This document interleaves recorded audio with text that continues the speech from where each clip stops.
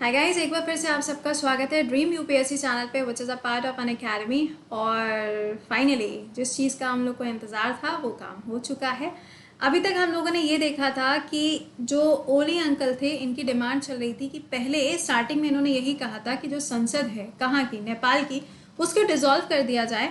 लेकिन फिर कहा गया था कि ठीक है, डिसॉल्व नहीं करेंगे, एक बार से इनको दोबारा से पीएम की पोस्ट पे बैठा दिया गया क्योंकि कोई ऑप्शन नहीं मिल रहा था, है ना। इनको पीएम की पोस्ट पे बैठाया गया, फिर इनको 30 दिनों का समय दिया गया कि अभी आपके पास में 30 दिनों का समय है, आप क्या करेंगे, आप इतने टाइम में अपना कॉन्फिडेंस मोशन प्रस्तुत करेंगे, उसको प्रेजेंट करेंगे। ठीक है, अब क्या हुआ, ये लो भैया, पार्लियामेंट डिसॉल्व। क्या हो गया, पार्लियामेंट डिसॉल्व हो गई और अब होंगे दोबारा से चुनाव। तो आइए जरा बात करते हैं हम लोग इस टॉपिक के बारे में। और हाँ, इसके अलावा जो टॉपिक हैं, जैसे कि चाइना वाला है, वो मैंने रिकॉर्ड किया हुआ था, सुबह क्लास लिया था, उसको देख लीजिएगा। एंड इसके अलावा जो आप ब्लैक फंगस और वाइट फंगस के बारे में बार बार मुझसे अलग अलग पूछ रहे हो, मैंने उसके ऊपर सेशन इसी चैनल पे किए हुए हैं, यू कैन ज्वाइन दैट। ठीक है, अच्छा, सेशन के लिंक को एक बार से लाइक और शेयर मारिएगा and do share with your friends also. आइए ज़रा बात करते हैं। लेकिन उसके अलावा डेली बेसिस पे जो अपने लोगों का करंट अफेयर्स होता है, सुबह 7 बजे रहता है। कहाँ पे? वाईफाई स्टडी स्टूडियोज चैनल पे ही क्लास होता है, जो आपके हर एक एग्जाम के लिए इंपॉर्टेंट है।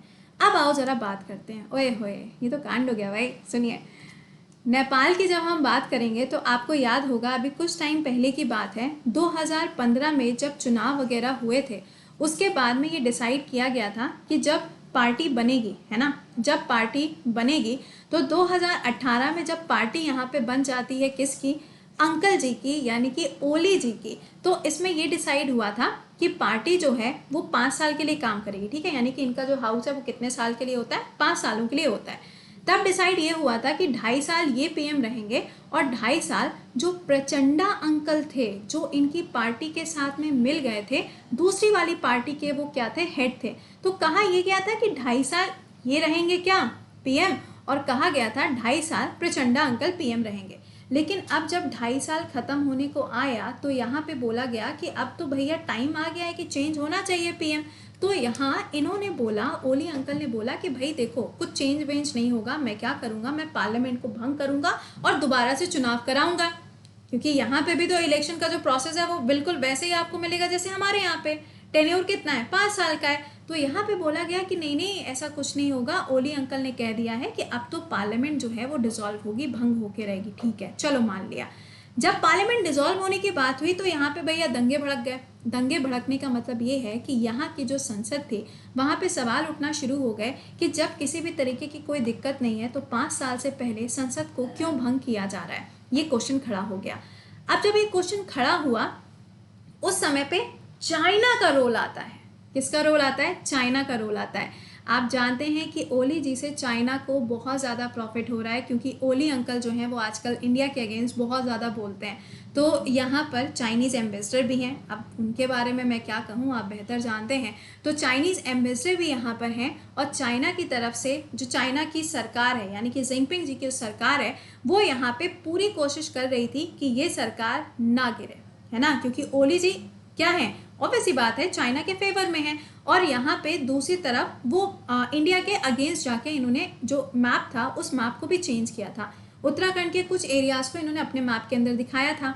ठीक है, तो अभी चाइना क्या कर रहा था, यहाँ पे इस सरकार को रोकने का काम कर रहा था कि यार ये सरकार नहीं गिरनी चाहिए। ठीक है, कुछ नहीं हुआ, सारी चीज़ें स्मूथली चल रही थी, कोई प्रॉब्लम नहीं थी। लेकिन प्रॉब्लम कहाँ पे आती है? प्रॉब्लम आती है कि जब यहाँ पे विद्या देवी भंडारी जी ने अनाउंस कर दिया कि अब दोबारा से पीएम जो बनाए जाएंगे वो ओली अंकल को ही बनाया जाएगा। क्यों भाई, ऐसा क्यों हो गया? ऐसा इसलिए हो गया था क्योंकि जो मेंबर्स थे, वो मेंबर्स यहाँ पे दूसरी वाली पार्टी के पास में बराबर नहीं हो पाए थे जितने मेंबर्स इनके यहाँ पे चाहिए थे। तो इस वजह से ओली अंकल को दोबारा से चुन लिया गया। लेकिन ओली अंकल को टाइम दिया गया था 30 दिनों का, कि 30 दिनों के अंदर आपको अपना कॉन्फिडेंस प्रस्तुत करना है, और अगर आपके पास में प्रॉपर मेंबर हो जाएंगे तो आप क्या बन जाएंगे, अपनी सरकार फिर से बना लेंगे। ठीक है, भैया अभी तो 30 दिन नहीं बल्कि 3 ही दिन हुए थे कि यहाँ पे विद्या देवी भंडारी जी ने क्या कर दिया है, संसद को डिसॉल्व कर दिया है, भंग कर दिया है। जैसे कि हमारे यहाँ पे होता है ना कि पार्लियामेंट को डिसॉल्व कब करते हैं, 2 कंडीशंस पे करते हैं, या तो सारे काउंसिल ऑफ मिनिस्टर्स अपना रेजिग्नेशन दे दें, या फिर यहाँ पे जो पीएम है अगर वो रिक्वेस्ट करते हैं किससे, प्रेसिडेंट से, कि इसको भंग कर दीजिए, किसको, लोकसभा को, तो हमारे यहाँ पे वो डिसॉल्व हो जाता है। सेम कंडीशन यहाँ पर भी है। अब यहाँ पे किसने बोला ये आप मुझे कमेंट बॉक्स में बताइएगा। बस यहाँ पे ये ध्यान रखिएगा कि पार्लियामेंट जो है इसको डिसॉल्व कर दिया गया है और अब होंगे यहाँ पे चुनाव। आइए ज़रा बात करते हैं। इनकी तो बल्ले बल्ले हो गई भाई। हाँ, चलो अच्छा, गोलू मोलू लग रहा है वैसे। अब देखिए, Nepal president dissolve the parliament and fresh election will held in the नवंबर, यानी कि नवंबर के अंदर दोबारा से चुनाव कराए जाएंगे। 12 और 18 का जो टाइम पीरियड है नवंबर में, ये इलेक्शंस कंडक्ट किए जाएंगे।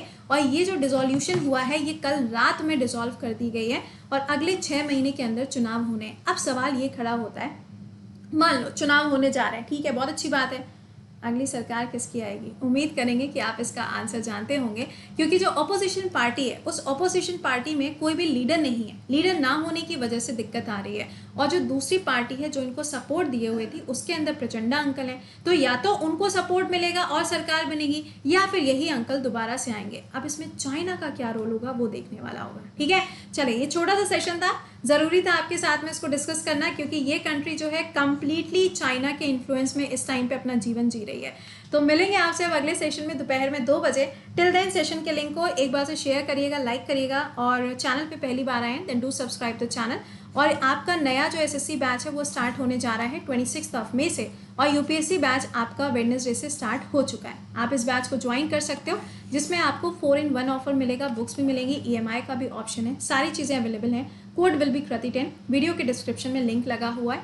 Amount is 44। Please timely join कर लीजिएगा। अगर आप घर पे बैठ के अपनी प्रिपरेशन को और भी ज़्यादा स्ट्रॉन्ग करना चाहते हैं तो this is the right time, क्योंकि देखो अभी प्रीलिम्स पोस्टपोन हुआ है सिर्फ, है ना। अब पोस्टपोन होने का मतलब ये थोड़ा कैंसिल हो गया है। तो फॉर दिस ईयर और for the next year you have the time कि आप इसको ज्वाइन कर सकते हैं। और हाँ, वीडियो के डिस्क्रिप्शन में टेस्ट का भी लिंक लगा है, वो लिंक मैं आपको टेलीग्राम पे भी शेयर कर दूंगी, but do join that so that आप यहाँ पे उस टेस्ट को भी दे पाएँ और आप कहाँ स्टैंड कर रहे हो इसको आप पता कर पाओगे। That is free of cost, simply code use करना है कृति10। ठीक है, चले मिलते हैं 2 बजे। Till then bye bye and take care guys.